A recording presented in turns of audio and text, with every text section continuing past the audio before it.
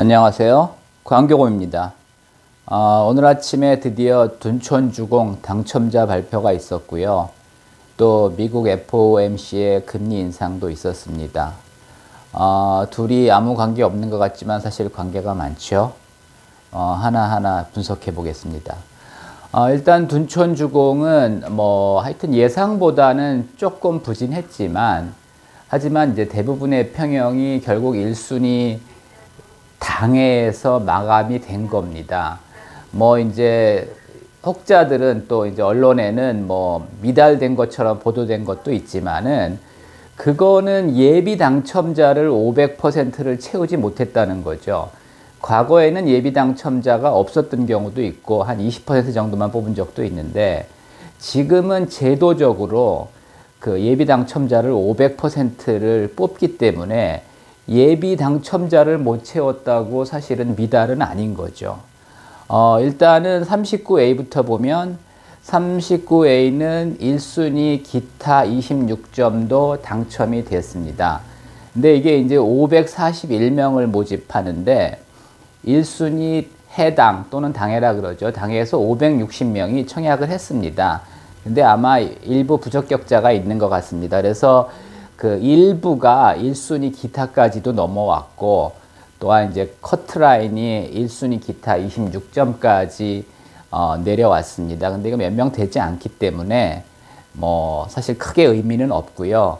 어쨌든 대부분 1순위 당해에서 마감이 됐다고 봐야 됩니다. 그 다음에 이제 49제곱미터도 당연히 이제 1순위 당해에서 마감이 됐는데, 커트라인은 20점으로 이제 비교적 낮았습니다. 둘 다 39A, 49 다 그렇게 이제 일반적으로 선호하는 평형은 아닙니다. 사실은 어느 정도 예상했던 거고, 오히려 39A는 미달 날 줄 알았는데 사실은 미달은 나지는 않은 겁니다. 그 다음에 이제 예상대로 커트라인은 84A가 가장 높았습니다. 64점이었습니다. 상당히 높은 거죠. 요즘 분위기에 사실 64점. 굉장히 높은 겁니다.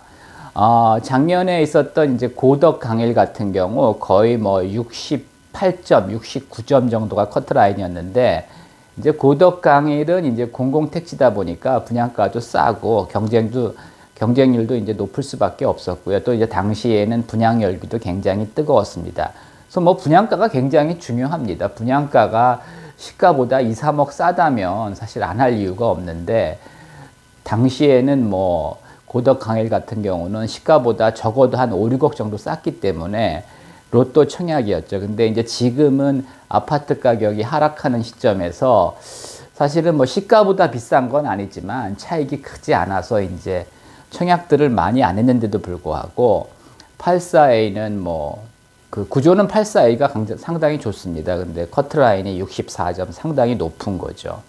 근데 이제 84A가 이제 문제가 뭐냐 하면, 글쎄 이제 이것까지 고려하고도 청약하신 분들이 있겠지만은, 또 이렇게 층을 고려 안 하고 아마 그 모델하우스만 보고 청약하신 분들이 꽤 많을 것 같아요. 전체 209세대인데 1, 2층이 67세대입니다. 3, 4층이 105세대고요. 5, 9층이 37세대입니다. 고층은 없습니다. 물론 5, 9층만 되면 괜찮습니다. 저희 집도 5층인데 괜찮습니다. 근데 1, 2층은 좀 사실은 투자 가치도 떨어지고 나중에 매매도 어렵고 사실은 그렇게 좋지 않죠. 3, 4층은 그런 대로 괜찮을 수도 있는데, 그래서 이제 청약하실 때는 내가 설마 1, 2층 되겠어 이렇게 이제 생각하고 청약하신 분들이 있는데, 3분의 1이 1, 2층입니다. 그러니까 이제 오늘 당첨자 209명 나왔을 때인데 아마 67명은 굉장히 실망하고 계실 겁니다. 그래서 계약을 해야 되나 말아야 되느냐 고민이 많으실 것 같은데, 분양가는 한 5천 정도 싼데 지나고 보면 사실 5천은 아무것도 아니죠. 그래서 사실은 고층이 좋은데 고층이 될 수가 없는 그런 구조입니다. 그래서 아마 1, 2층 되신 분들은 상당히 고민을 하셔야 될 것 같습니다.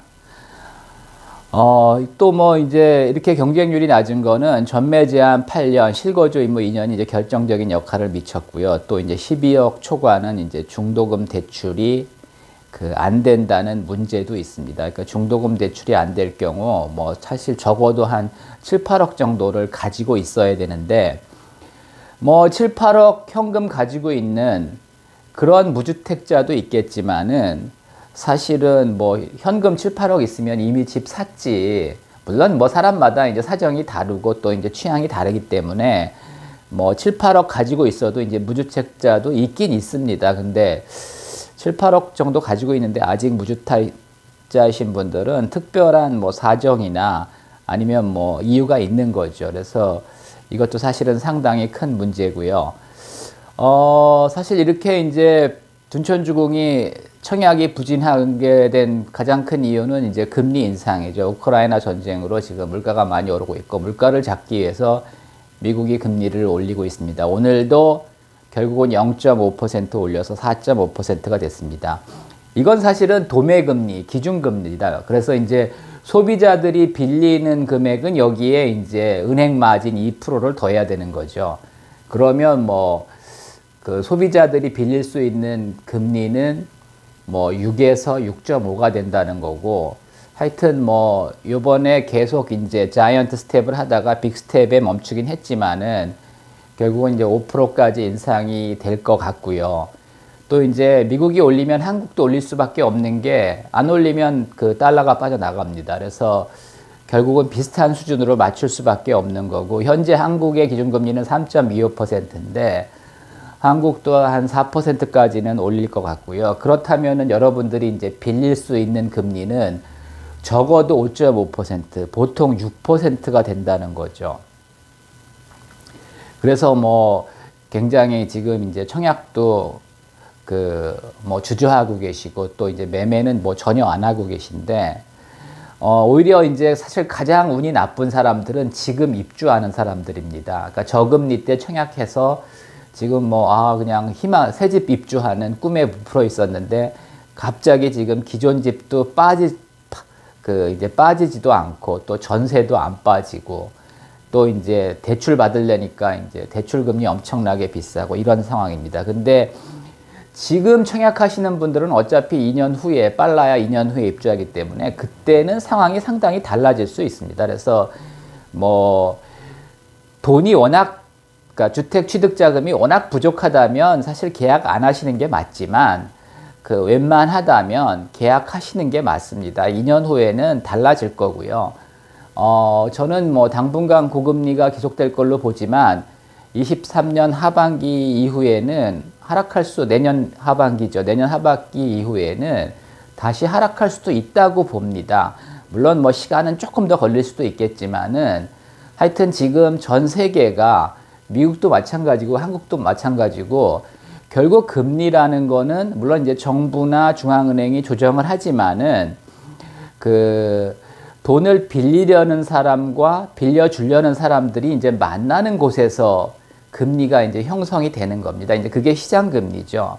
근데 지금 이렇게 고금리에 이제 빌릴 사람이 많지 않기 때문에 결국은 내려올 수밖에 없습니다. 그러니까 세계 경제나 한국 경제가 이 정도의 금리를 감당할 수가 없습니다. 지금은 이제 정부나 중앙은행에서 물가를 잡기 위해서 인위적으로 올리고 있지만 결국은 이 금리는 유지되기가 어렵고 내려올 수밖에 없다고 봅니다. 그래서 걱정은 되지만 너무 걱정하실 필요는 없다고 봅니다. 그리고 이제 여러분들이 여기서 이제 요즘 이제 부동산 끝났다, 뭐 폭락한다 이렇게 생각하시는 분들이 있는데 뭐 전혀 틀린 말은 아니지만은 이 둔촌주공을 기준으로 이제 판단하시는 건 옳지 않은 게 청약 제도상 문제가 있습니다. 이게 이제 문재인 정권에서 부동산 투기를 잡기 위해서 규제를 많이 만들어 놨죠.